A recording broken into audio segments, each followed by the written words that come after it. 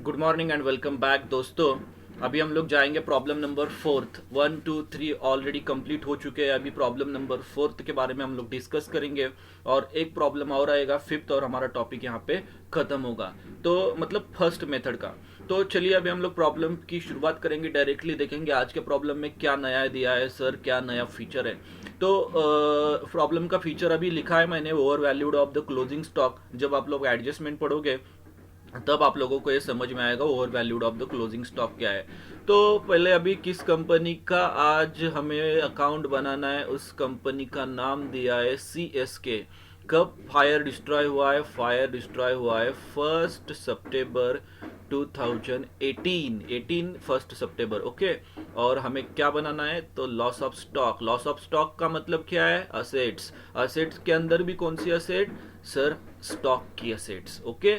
तो चलिए अभी ट्रेडिंग अकाउंट, ओपनिंग स्टॉक मतलब लास्ट ईयर का क्लोजिंग दिया है, तो ये हो गया हमारे ट्रेडिंग अकाउंट का ओपनिंग स्टॉक। ओके। अभी यहाँ पे 31 मार्च 2018 मतलब ये हो गया हमारा क्लोजिंग स्टॉक। ओपनिंग क्लोजिंग, दो स्टॉक दो परचेस दो सेल्स, दो स्टॉक दो परचेस दो सेल्स, यही हमारा मोटो होता है। ओपनिंग मिल गया, क्लोजिंग मिल गया। तो फायर डिस्ट्रॉय हो गया 1 सितंबर 2018। तो करंट ईयर का एकेडमिक ईयर क्या होगा? कैलेंडर होगा क्या फिनेंशियल होगा? ये पता चलेगा आपको परचेस को देखकर। जब आप लोग परचेस देखोगे तो परचेस के वहां पे डेट देखिए 1/4/2018 से लेकर 1/9/2018, मतलब 1 अप्रैल से ये चालू हो गया है। तो ये मतलब करंट ईयर का परचेस होगा। तो ब्रैकेट के अंदर लिखेंगे हम लोग करंट ईयर। और नीचे का सेल्स भी देखो, वहां पे सेम डेट उन्होंने अप्लाई की है, तो सेल्स भी हमारी होगी करंट ईयर की। परचेस हो गया, सेल्स हो गया। ओके, परचेस सेल्स हमें मिल गया करंट ईयर का। अब ये जो बचा है ना, ये परचेस 31 मार्च 2018, ऑफ कोर्स ये कौन सा होगा? ये होगा लास्ट ईयर का। ऑफ कोर्स ये लास्ट ईयर की ये दो बातें। अभी जैसे जैसे आप लोग प्रैक्टिस करते जाओगे ना, 1 सेकेंड भी नहीं लगता ये सब ढूंढने के लिए। सिर्फ आप लोगों को कंटिन्यू वीडियो देखना है, कंटिन्यूअसली प्रैक्टिस करना है, उस दिन की बातें उस दिन कवर करनी है। तो दो स्टॉक दो परचेस दो सेल्स हमने आइडेंटिफाई किए, तो ये आइडेंटिफाई होने के बाद जाएंगे हम लोग adjustment. Salvaged stock regular adjustment है, कोई प्रॉब्लम नहीं, कर लेंगे हम लोग 5,05,000। अमाउंट ऑफ पॉलिसी 18 लाख, ये भी कुछ नई बात नहीं है, ये भी हमें मालूम है। ये अभी further information is also given. The stock on 31 मार्च 2018 मतलब क्लोजिंग स्टॉक। मतलब क्या है? Closing stock. ये स्टॉक के सामने लिखूं क्या ब्रैकेट के अंदर, आप लोगों को समझ में आए? तो क्लोजिंग स्टॉक, तो क्लोजिंग स्टॉक के बारे में क्या हुआ है? 31 मार्च 2018 का क्लोजिंग स्टॉक ओवर वैल्यूड दिया है उन्होंने। ओवर वैल्यूड का मतलब क्या है? तो इंक्रीज कर कर दिखाया है। कितने से?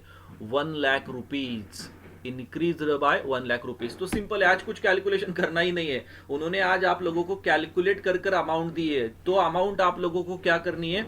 सिर्फ वो अमाउंट लेस करनी है। देखो यहाँ पे जो क्लोजिंग स्टॉक है ना, आप लोगों को दिखता है ये 17 लाख रुपीज। ये जो क्लोजिंग स्टॉक उन्होंने दिया है, ये ओवर वैल्यूड बाय ₹1 लाख है। ये ओवर वैल्यूड कर कर दिखाया है उन्होंने। तो ये जो ओवर वैल्यूड स्टॉक है ना, तो आप लोगों को कम करना है। सिंपल है, यहाँ पे बोलूँ क्या? 17 लाख माइनस 1 लाख करोगे ना, तो 16 लाख रुपीज आपका क्लोजिंग स्टॉक होगा। ओवर वैल्यूड हुआ है, ज्यादा बढ़ा कर दिखाया है, तो आप लोगों को कम करना है। और यही फीचर है देखो, यहाँ प्रॉब्लम का, यहाँ पे मैंने आप लोगों को लिखा है feature of problem is over valued of closing stock.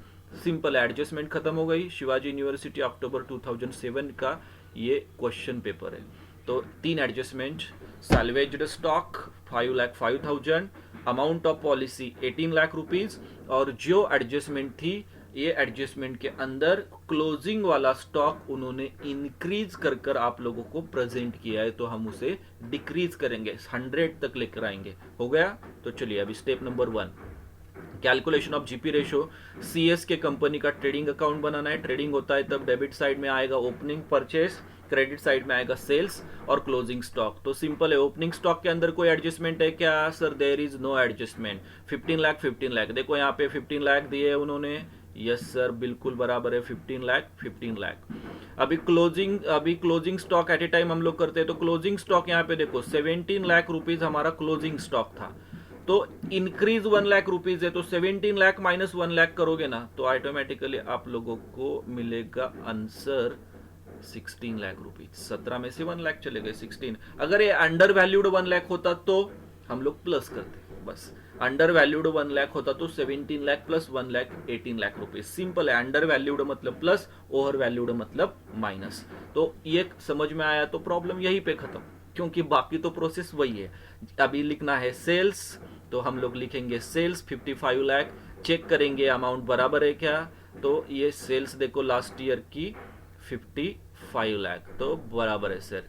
Okay चलो, सेल्स हुआ, क्लोजिंग स्टॉक हुआ। परचेस लिखो, अभी 35 लाख लिखा सर परचेस, चेक करो 35 लाख बराबर है क्या, तो देखो परचेस 35 लाख बराबर है, तो हो गया, ओपनिंग मिल गया, परचेस मिल गया, सेल्स मिल गया, क्लोजिंग स्टॉक मिल गया। अभी हम लोग क्या करते हैं, सबसे पहले हम लोग क्रेडिट साइड की टोटल 55 प्लस 16 करोगे तो मिलेगा 71 लाख, और 71 लाख हम लोग लिखेंगे डेबिट साइड में 71 लाख, और 71 लाख लिखने के बाद सर क्या करते हैं हम लोग, उसमें से ओपनिंग स्टॉक और परचेस माइनस करते, 15 और 35 चले गए तो मिलेगा जवाब 21 लाख रुपीज। खत्म हो गया स्टेटमेंट। अभी 21 लाख रुपीज की मदद लेकर आप लोग जीपी रेशो निकालो, तो यहाँ पे हम लोगों ने जीपी रेशो निकाला 21 lakh rupees upon 55 lakh rupees से सेल्स इंटू 100 करोगे तो आपको जीपी रेशो मिलेगा 38%। जीपी रेशो कितना आया, 38%। तो ये statement number 1 debit side credit side की मदद लेकर आप लोग कंक्लूड करते हो जीपी का परसेंटेज लेकर। जीपी का परसेंटेज आया 38%। अभी ये स्टेप नंबर 1 होने के बाद जाएंगे हम लोग step number second. Step number second का टाइटल होता है एस्टिमेटेड ट्रेडिंग अकाउंट। एस्टिमेटेड मतलब वो स्टेटमेंट जो रफ होता है, फायर डिस्ट्रॉय जिस साल होता है वो एकेडमिक ईयर हम लोग यहाँ पे कंसीडर करते हैं, और वो ईयर है 1/4/2018 से लेकर 1/9/2018 तक। तो देखो यहाँ पे वही सभी बातें, ओपनिंग स्टॉक 16 लाख रुपीज कहाँ से आया, लास्ट ईयर का क्लोजिंग, नेक्स्ट ईयर का ओपनिंग है। देखो लास्ट ईयर का क्लोजिंग है ना यहाँ पे 16 लाख रुपीज, लास्ट ईयर का क्लोजिंग, नेक्स्ट ईयर का ओपनिंग 16 लाख। परचेस ऊपर दिया गया है, परचेस की amount as it is carry forward हो गई। उसके बाद हमें कैलकुलेट करना होता है जीपी, लेकिन हम लोग लिखेंगे सेल्स।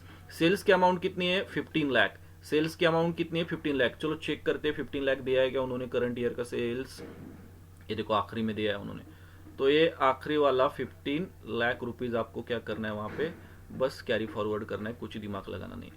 तो बस हो गया, ये सेल्स भी आ गया 15 lakh rupees, step number second.